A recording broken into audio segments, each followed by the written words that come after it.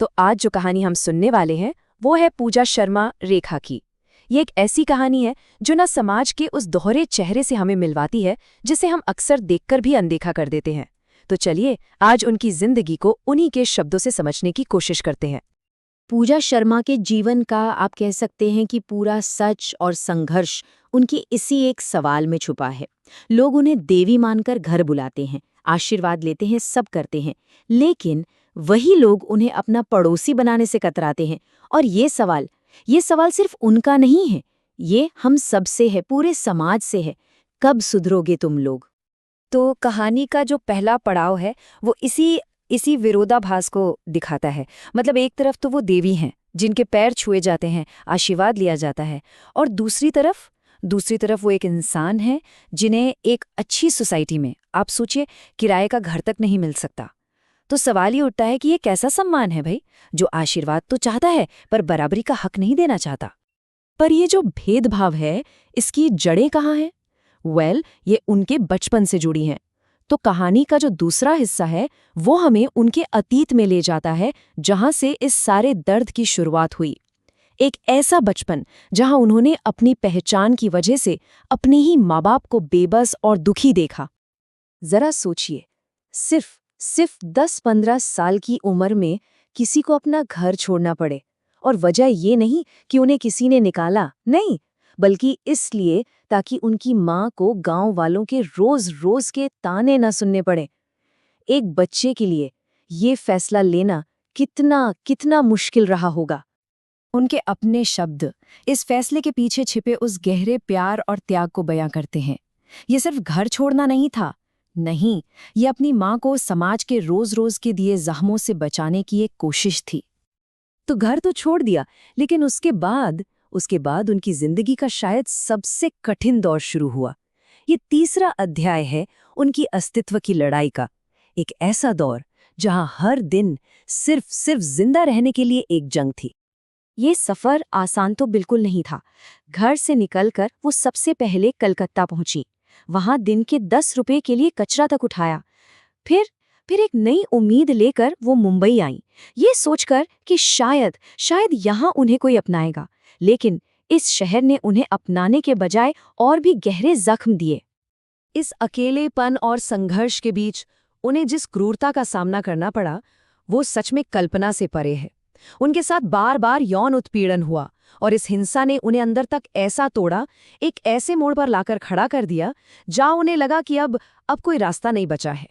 लेकिन कहते हैं ना कि जब सारे रास्ते बंद हो जाते हैं तब कोई ना कोई नया दरवाजा जरूर खुलता है। उनकी कहानी का जो चौथा हिस्सा है वो किसी चमत्कार से कम नहीं है। ये था ट्रेन पर उनका एक नया जन्म, और इस एक जगह ने उनकी दुनिया पूरी तरह से बदल कर रख दी। देखिए, जहां एक तरफ ट्रैफिक सिग्नल पर उन्हें नफरत और अपमान मिलता था, वहीं मुंबई की लोकल ट्रेन वो उनके लिए एक मंदिर जैसी बन गई। ट्रेन के उन्हीं डिब्बों में उन्हें वो मिला जिसकी उन्हें सबसे ज्यादा जरूरत थी, सम्मान। हुआ ये कि ट्रेन में सफर करने वाले लोगों को उनमें जानी मानी अभिनेत्री रेखा की छवि दिखी, और उन्हीं लोगों ने उन्हें एक नया नाम दिया, जूनियर रेखा। अब ये सिर्फ एक नाम नहीं था, ये एक नई पहचान थी, एक तरह की स्वीकृति थी जिसने उन्हें पहली बार ये महसूस कराया कि वो भी किसी की प्रशंसा की हकदार हैं। और जानते हैं, सम्मान का ये रिश्ता इतना गहरा है कि वो लोगों से सिर्फ 1 रुपया लेती हैं। क्यों? क्योंकि उनका मानना है कि दुआएं और आशीर्वाद वो पैसों से नहीं तोले जा सकते। वो 1 रुपया सिर्फ एक टोकन है, असली कमाई तो लोगों का प्यार है। एक सवाल मन में आता है कि इतने उतार चढ़ाव के बाद किसी इंसान की हिम्मत कैसे बनी रहती है? कहाँ से आती है इतनी ताकत? उनकी कहानी का 5वां हिस्सा हमें उनकी ताकत के उसी स्रोत तक ले जाता है, और वो है उनका अटूट विश्वास। उनके ये शब्द इस विश्वास की गहराई बताते हैं। वो कहती हैं कि लॉकडाउन में जब सारी दुनिया एक डर में जी रही थी, तब भगवान ने उन्हें जैसे कचरे से उठाकर अपनी गोद में बिठा लिया। ये दिखाता है कि कैसे उस मुश्किल समय ने उनके भरोसे को और भी पक्का कर दिया। उनकी इस ताकत का राज अगर एक शब्द में कहें तो वो है सरेंडर, यानी कि समर्पण। इसका मतलब क्या है? मतलब ये कि अपनी जिंदगी की जो ड्राइविंग व्हील है वो ऊपर वाले के हाथ में सौंप देना, और फिर बस ये भरोसा करना कि अब जो होगा वो किसी जादू से कम नहीं होगा। और इसी समर्पण के भाव ने ना उन्हें एक नया मकसद दिया है। अब वो मानती हैं कि उनकी जिंदगी सिर्फ उनकी अपनी नहीं है, बल्कि दूसरों के जीवन में सुकून और खुशी लाने का एक जरिया है। कह सकते हैं कि अपने दर्द को उन्होंने दूसरों के लिए मरहम बना लिया है। और अपनी इसी पूरी यात्रा से पूजा शर्मा ने हम सबके लिए एक संदेश दिया है। कहानी का ये आखिरी हिस्सा, ये इंसानियत के नाम उनका पैगाम है। उनका संदेश बहुत सीधा है लेकिन बहुत गहरा है। वो कहती है कि भाई नौकरी, पैसा, ये सब तो बहुत दूर की बातें हैं। सबसे पहले समाज हमें सिर्फ एक इंसान के तौर पे स्वीकार तो करे। असली लड़ाई जो है वो पहचान की है, सुविधाओं की नहीं। उनके मुताबिक ना दुनिया में संतुलन तभी आएगा जब हम सृष्टि के इन 6 स्तंभों को अपनाएंगे।